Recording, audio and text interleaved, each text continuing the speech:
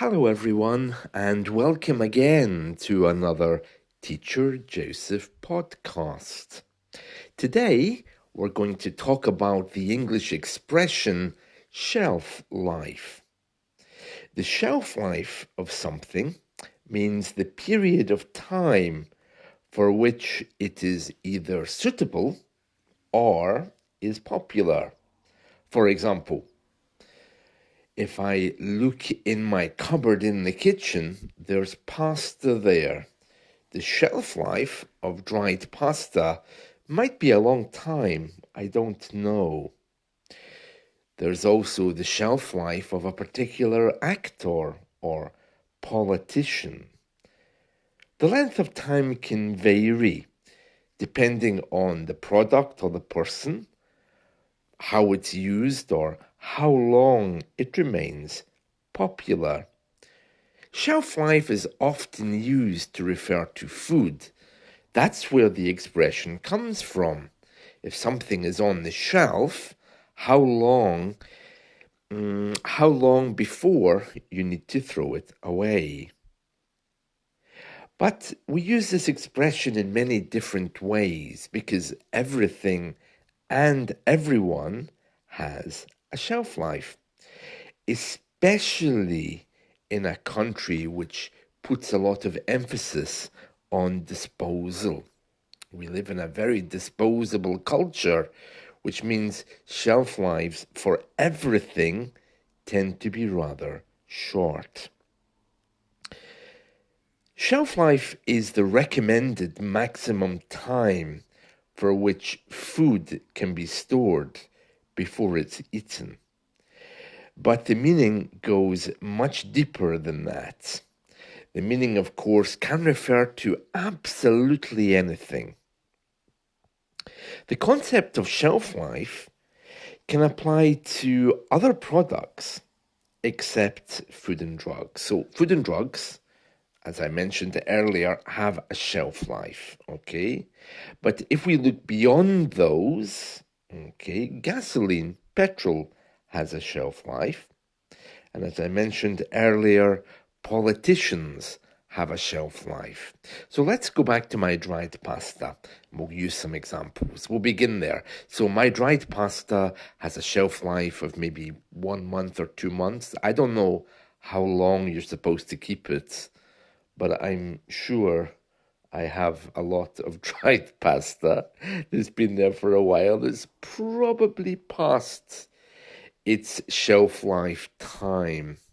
Now, shelf life is kind of the same as expiration date. You know, the date on food that tells you when you should throw it away. It's something the same, but maybe a shelf life can last a bit longer. Okay, so that's the pasta. Let's move away from food for a second. So, as you know, the head of our country is the royals. Okay, so we have our prime minister who looks after everything, and then we have the royals. So Queen Elizabeth had a shelf life up until the moment she died, I suppose. And people generally have shelf lives in the view of someone else. So your employer, for example, he will have a shelf life of how long you're going to be useful to the company. And that shelf life, of course, can change at any point. So whenever something changes, we often say, well, everything has a shelf life. It just means everything changes. Everything changes. Now, you shouldn't confuse this expression with the other one, which is to be shelved. When something is shelved, to be placed on the shelf, it means that it's no longer useful and you're being placed on the shelf out of the way. For example, one of my favorite chocolate bars made by Cadbury's has recently been shelved. It means they will no longer make it. One popular drink here in the UK, which is called Lilt, Lilt, it's recently been shelved by the manufacturer. So these are two different things. Shelf life is when something is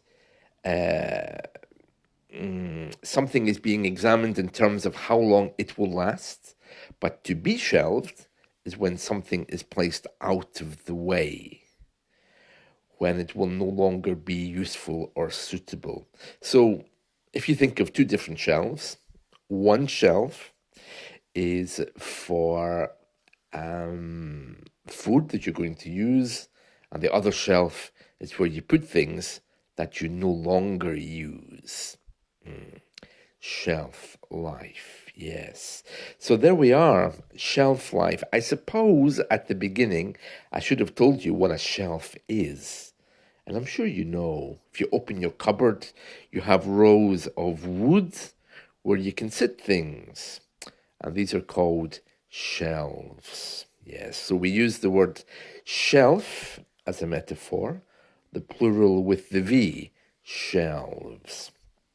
And there we are, yes. Speaking of shelves and these things and shelf lives, another thing which had a shelf life was that poor monkey in England 200 years ago. 200 years ago, there was a monkey which arrived on a boat from Hartlepool. Well, it arrived in Hartlepool. I think it actually came from France, but people had never seen a monkey before, and so they assumed it was some kind of enemy.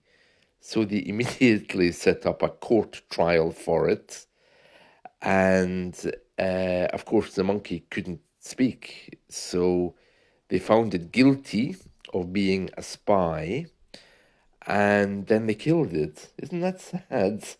200 years ago that happened, the monkey of Hartlepool, and it's a very famous story here. And as I was mentioning when I was doing my podcast about the Great Fire of London, the human mind can be a very strange thing, can't it? In terms of how it sometimes sees things that it doesn't understand as being bad.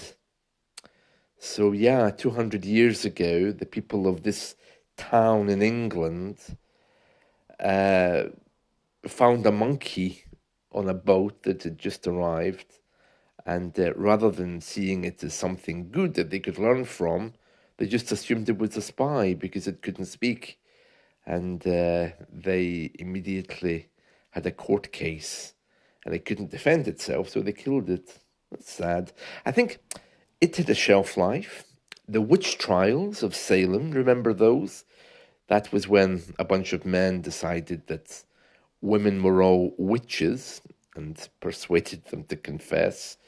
Thankfully, that had a shelf life as well. It didn't last very long, but terrible. Yeah, the darker side of humanity. So everything changes. Absolutely everything. Nothing stays the same. Wasn't that a Carly Simon song? I know nothing stays the same, but if you're willing to play the game, it'll be coming around again. Yes, Carly Simon. That song I think was called Coming Around Again. I love Carly Simon. Didn't she do You're So Vain? That was another song. Anyway, yeah, so songs of shelf lives in terms of how long they remain popular as well. So, yeah, you often hear people here commenting, oh, well, everything has a shelf life, just meaning that everything must come to an end. And yeah, it's a very common expression that in the UK. Another good example is the UK's current view on political correctness. It seems that some of our old traditions have had their shelf life.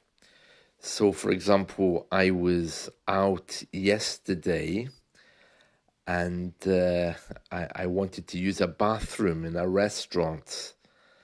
and there was a notice. The sign said at the back of the restaurant, toilet, and then there was this notice on there which said, please note that we now have gender neutral toilets. I thought, well, what does that mean? Does that mean I can use them or not? And the notice was overly complicated because, British people, we are a little bit obsessed with toilets. We spend billions every year building public toilets and making sure that everyone has access to toilets. Actually, last year, I think, or the year before, the government passed a law which meant that restaurants, by law, must allow people in only to use the toilets if there's no public convenience nearby.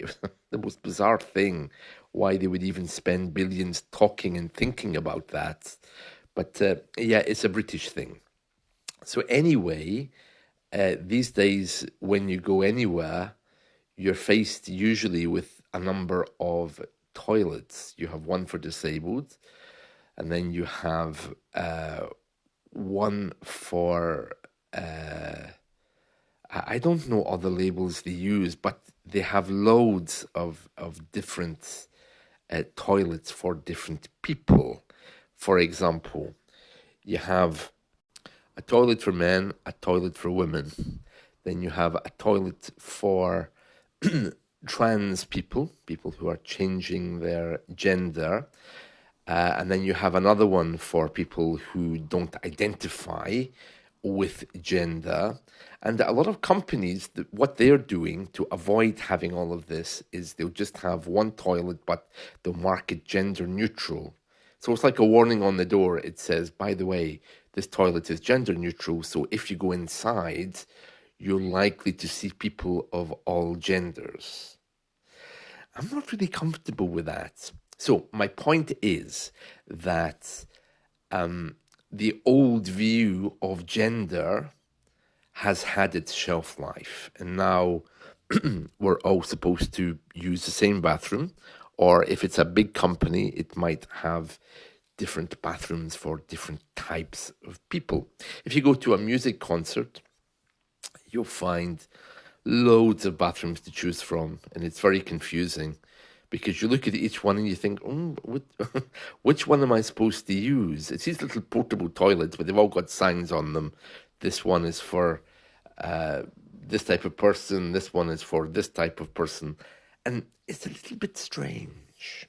A little bit strange. But yeah, so maybe that will have its shelf life because I don't see that being sustainable for the future. I mean, you can't have an office block and then have one floor completely dedicated with toilets. It seems a bit strange.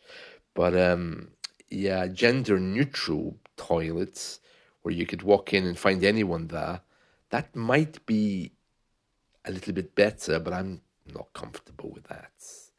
I'm not comfortable with that. In fact, the other day, I thought to myself, well, maybe it's safer just to use the disabled toilets. But even though I'm not disabled, maybe that would be a way of avoiding this whole issue of deciding which toilet I want to use because it takes too long to stand at the toilet door and read the notice about who might be inside. I mean, it's a bit crazy. So I have one of these keys, they call them radar keys, which allows you access to disabled toilets. You can buy them on Amazon or eBay. And here, if someone is disabled, you're not allowed to question that. You can't say, excuse me, you just used that disabled bathroom. Are you really disabled? So we're not allowed to question that. So if you have or if you get one of these radar keys, you can just nip into any disabled bathroom and use that. And that might be a better way of avoiding this embarrassing moment where you have to, read the notice at the toilet door or work out which bathroom you're supposed to use. It seems that old bathrooms with a clear definition of male and female, they've had their shelf life. That's it from me. Hope you've enjoyed this. Catch you soon. Bye.